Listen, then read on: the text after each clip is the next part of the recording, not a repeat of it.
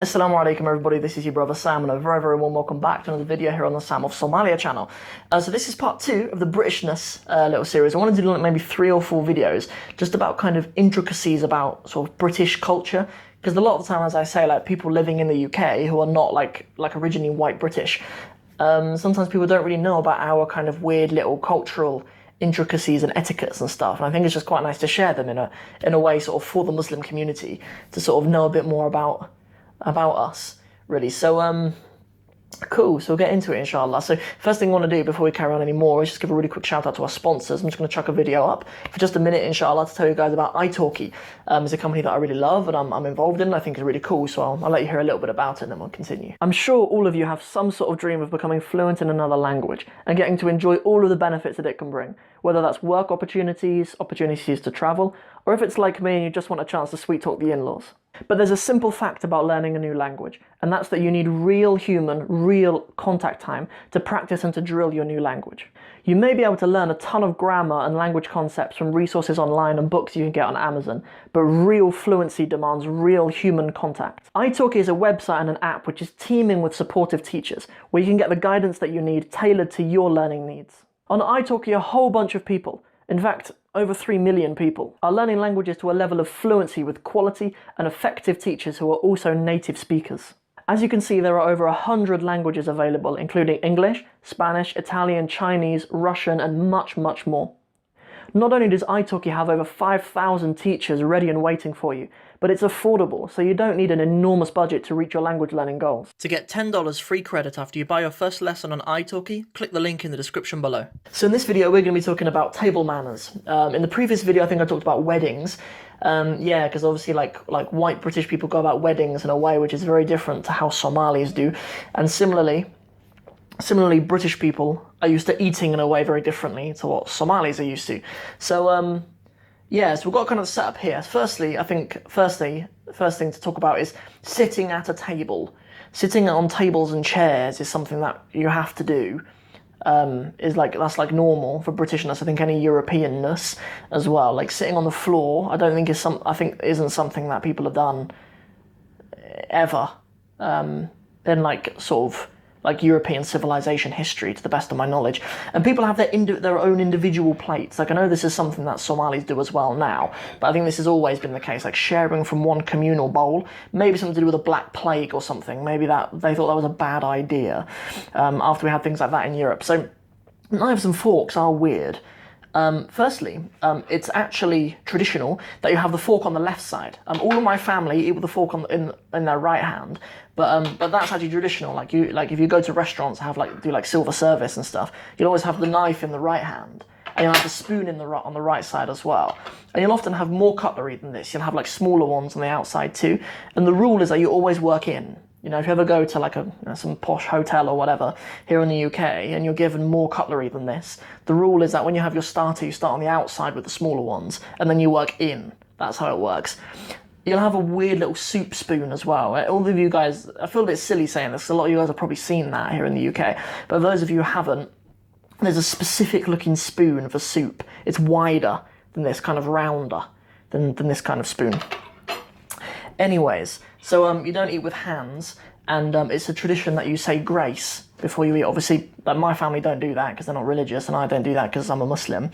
It's very similar to the principle of just saying Bismillah before you eat. What else is there?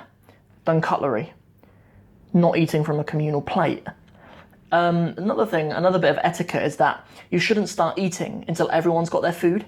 You know, like sometimes, like when I've been in Somali houses and stuff, sometimes like the kids will be given a plate that the kids will all kind of sit around and eat from. Then the men will be given a plate they'll all sit around and eat from. But like it's traditional that at the table, and usually tables aren't like this as well actually, like traditionally in British households you'd have longer tables and the man would sit at the head of the table. You know, even up until now in my family, like when they have Christmas dinner and stuff, the person who sits at the head of the table is like a thing. Like it's important, like the most important person will sit at the head of the table. I mean, in our case, it's my big brother because he's just got the biggest shoulders. He's just the biggest guy in our family, so he sits at the head of the table.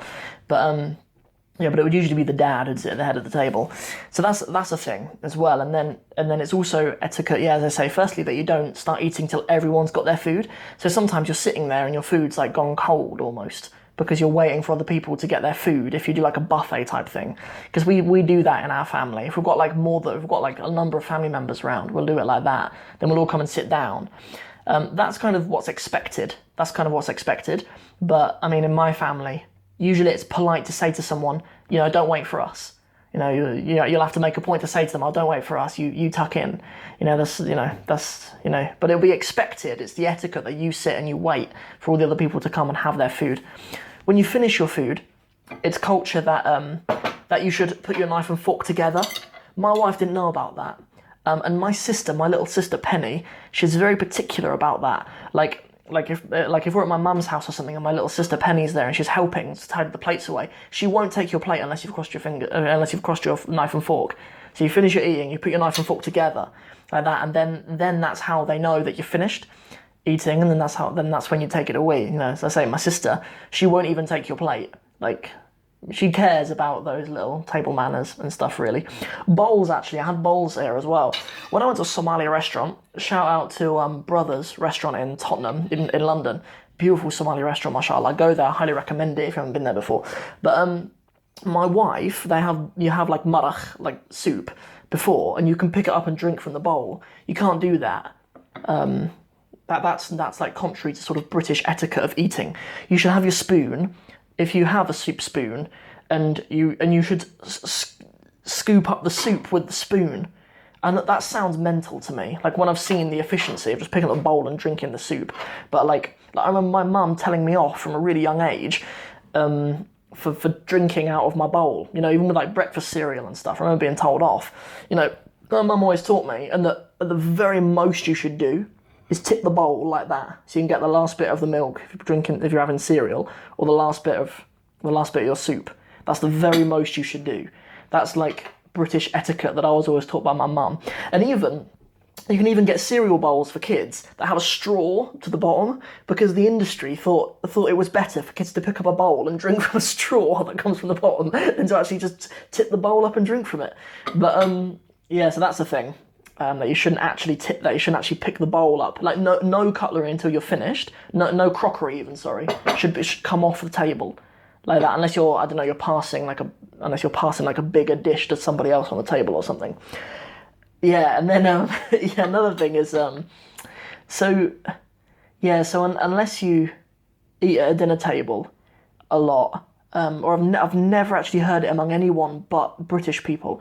Even when I was in Peru, or when I was travelling in Spain or in New Zealand or whatever, I never actually heard of people having a problem with you putting elbows on the table. But that's a thing for British people. Like I remember getting told off by my mum big time, because I wasn't allowed to bring my elbows above the level of the table. I could bring my elbows to here, I could bring my elbows to there, but you cannot have your elbows on the table. That's rude in British etiquette. So going back to having the knives and forks, like, it is traditional that you have the fork in the left hand, and the knife in the right hand, which is obviously contrary to Islam, because you shouldn't put the left hand anywhere near your mouth. And actually, all of my family don't do that. All of my family eat the other way around. But the idea is that the knife is the thing that does the most work. You know, so the knife is the thing that goes in your right hand, and the left hand just steadies it. So, I mean, that's the idea traditionally, why in your right hand is why you'd have the knife in your right hand. And I actually don't know what the solution to that is when you eat with your hands. Because when you eat, you can just rip stuff, can't you? In fact, I think it's better actually to just rip food with your hands. You know, if stuff's cooked properly, like when, a Brothers restaurant, if you have a shoulder of lamb, you will not need to be cutting anything. Yeah, that lamb will fall off the bone, no problem.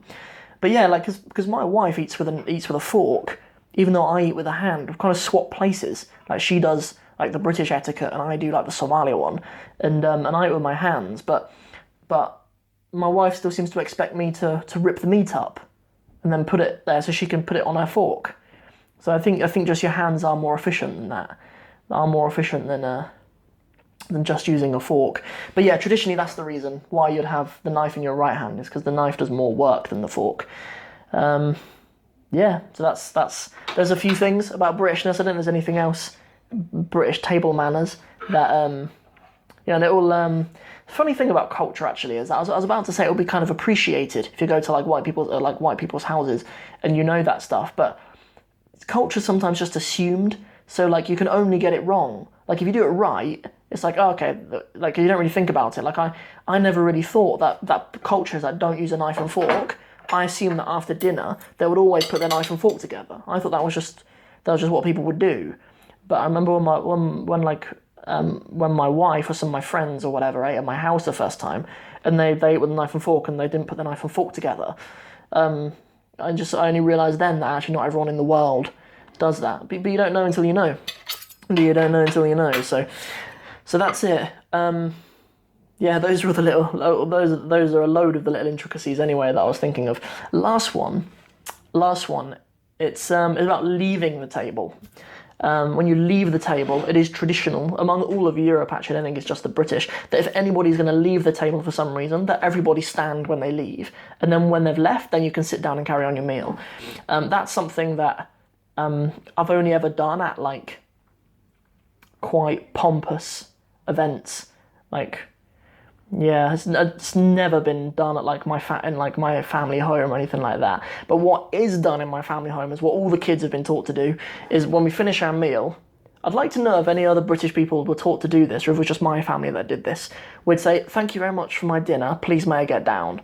We would have to say that before we got down from the table. Like me, my brother and my sister were taught to say that from a young age. We weren't allowed to leave the table until we said, thank you very much for my dinner, please may I get down. And sometimes we still do it. I'm 25.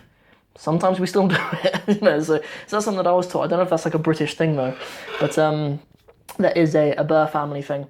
So that's the end of the video. We're gonna call it a day there, inshallah. I hope you've enjoyed it. I hope you've learned some insights about British table manners and Britishness.